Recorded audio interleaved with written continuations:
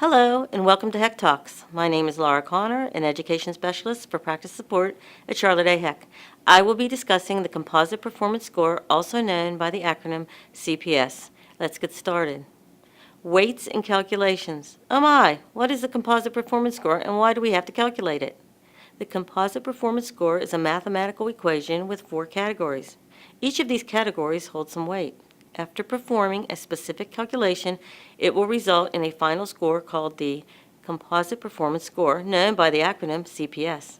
We calculate the CPS to determine the Medicare payment adjustment for a provider or group of providers. This adjustment will be reflected in claims billed 2 years ahead of the year of the CPS was calculated and the payment modification was determined. For example, when calculating the CPS for the 2017 year, this score will determine the payment adjustment for the 2019 year. The Composite Performance Score is based on 4 performance categories: quality, advancing care information, known as the acronym ACI and renamed for meaningful use, improvement categories, known as the acronym IA, and cost. These categories have been defined earlier in the HEC Talk series. Each of the performance category scores are multiplied by their respective category weights and multiplied by 100 to get the specific category performance score. These 4 scores are added together to calculate the Composite Performance Score, or the CPS. The clinicians earned CPS in 2017 determines their MIPS payment adjustment in 2019. For the 2017, the weights assigned for the quality category will be 60%, improving the activities category will be 15%, advancing care information category will be 25%, and the cost category will be 0%. That is why there is no piece of the pie chart for the cost category. Something to be aware of is that moving forward to 2018, the weights are expected to be redistributed to quality decreasing to 50%, improvement activities staying at 15%, advancing care information staying at 25%, and cost increasing to 10%. Then as we move even further into 2019, the weights are expected to be redistributed once more to quality decreasing to 30%, improvement activities staying at 15%, advancing care information staying at 25%, and cost performance increasing to 30%. Beyond 2019, weight percentages have not been determined at this time. Let's take a look at how the calculation is set up. Think of this as a shell, and you need to enter the specific performance category scores with their respective weights for the provider or providers who the Composite Performance Score is being calculated for. Remember, the category weights are redistributed from program year to program year, so be sure to check those yearly. Let's review. The quality category score is determined, which is then multiplied by the assigned quality weight and then multiplied by 100 to get the quality category performance score in points. The ACI category score is determined, which is then multiplied by the assigned ACI weight and then multiplied by 100 to get the ACI category performance score in points. The IA category score is determined, which is then multiplied by the assigned IA weight and then multiplied by 100 to get the IA category performance score in points. And lastly, the cost category score is determined, which is then multiplied by the assigned cost weight and then multiplied by 100 to get the cost category performance score in points. All the category scores are added together to get the Composite Performance Score, or the CPS. Now we have determined the CPS. What does that mean for the 2017 reporting year, and how will this affect the payment adjustment for 2019? Well, let me review with you. Referring to the chart, we can see that a final score greater or equal to 70 points would result in a positive payment adjustment and the possibility of an exceptional performance bonus. A final score of 4 to 69 points would result in a positive payment adjustment, but no possibility of an exceptional bonus point. A final score of 3 points would result in a neutral payment adjustment. A final score of 0 points because of no participation would result in a negative payment adjustment of a negative 4%. What if for the transition year 2017 you are not able to earn a very high CPS? The 2017 year is called a transition year for a reason. This is the time to get familiar with the new payment system. You will still be able to achieve a neutral payment adjustment by getting a CPS of 3. This can be done by reporting on 5 required measures using the ACI category, or by attesting to at least 1 improvement category using the IA category, or by submitting at least 1 out of at least 6 quality measures through the quality category. Note that more measures are required for groups submitting by using the CMS web interface measures. Remember that if you choose to do nothing and not participate, then you will get a negative 4% payment adjustment for the 2019 payment year. Ready? It's now time to work through a calculation. We will assume that the numerical examples used for the 4 categories, as described, all apply to the same provider or group of providers. We will calculate a CPS from these 4 performance categories: quality, ACI, IA, and the cost. According to this example, the quality category achieved 42 of the 60 possible points. So we would divide 42 by 60, which equals 0.7. Then this amount, 0.7, is multiplied by the respective weight for category. In this case, that's 60%. So now we would multiply 0.7 by 60%, and that equals 0.42. This amount is then multiplied by 100%, which equals 42. 42 is the performance score for the quality category. The performance category score for the last 3 categories are calculated in a similar manner.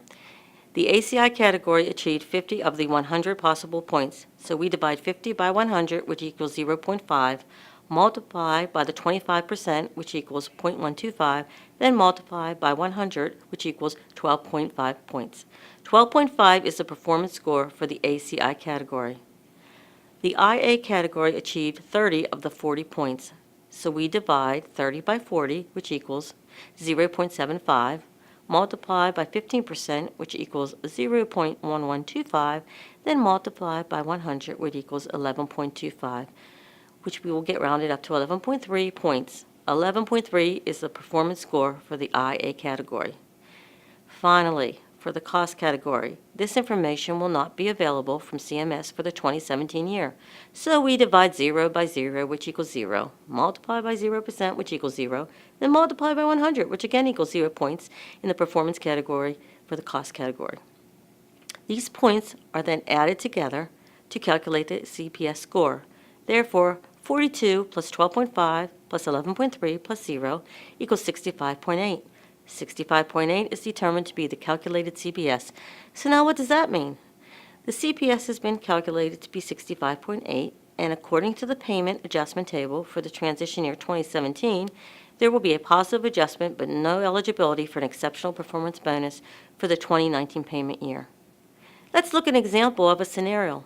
A provider in a practice has not done meaningful use. He wants to know if he performs well on quality and improvement activities and does all of the required ACI measures, including achieving bonus points, how will it affect his CPS? However, he states he does not have a patient portal. What would be his expected payment adjustment? Let's take a closer look at the category in question, the ACI category, which replaces meaningful use. To calculate the ACI category, we will look at the first component called the base score, for which eligible clinicians must report either yes for yes, no measures, or a numerator of at least 1 for numerator and denominator measures. For the base score required measures included in the following objectives: protect patient health information, electronic prescribing, patient electronic access, and health information exchange. He cannot meet the base score because he does not have a patient portal, and he needs to fulfill the base score or will get a 0 in the ACI category, which is the case here. He cannot achieve bonus points for the ACI category unless he would be able to get the base points for the ACI category. So that means he would receive 0 points for the ACI performance category, which is 25% of the total composite performance score. He has a performance score points for quality of 42, improvement activities of 30, and cost of 14, but 0 performance points for the advancing care information ACI category. The quality performance score would equal 42 divided by 60 points, multiplied by 60% weight, then multiplied by 100, equaling 42 points. The ACI performance score would equal 0 divided by 100 points, multiplied by 25% weight, then multiplied by 100 would equal 0 points. The IA performance score would equal 30 divided by 40 points times 15% weight, then multiplied by 100, equaling 11.3 points. And the cost performance score would equal 0 divided by 0 points, because the information is not available for 2017, multiplied by 0% weight, then multiplied by 100, equaling 0 CPS points. Adding all of these scores together, 42 plus 0 plus 11.3 plus 0 equals 53.3, which is the CPS. Please note that the cost information will not be available for the 2017 transition year and will not be considered for a 2017 calculation, but I wanted to show this in the example for calculations being performed in future years. So now the CPS has been calculated to be 53.3, and according to the payment adjustment table for the transition year 2017, he would have a positive adjustment but not be eligible for an exceptional performance bonus for the 2019 payment year. Something to remember in going forward. In MIPS, providers are actually going to be comparatively scored against other participants that will be based on historic information, aggregated and grouped according to different calculations, but the important thing to note is that we're going to be comparatively scored. Being proactive is key. Choosing clinical improvement activities that are the most beneficial for your practice will result in avoiding a negative payment adjustment. Moving forward, the higher the score, the more increased payment adjustment and eligibility for an exceptional performance bonus. Thank you for joining me. Happy calculating. References and resources will follow.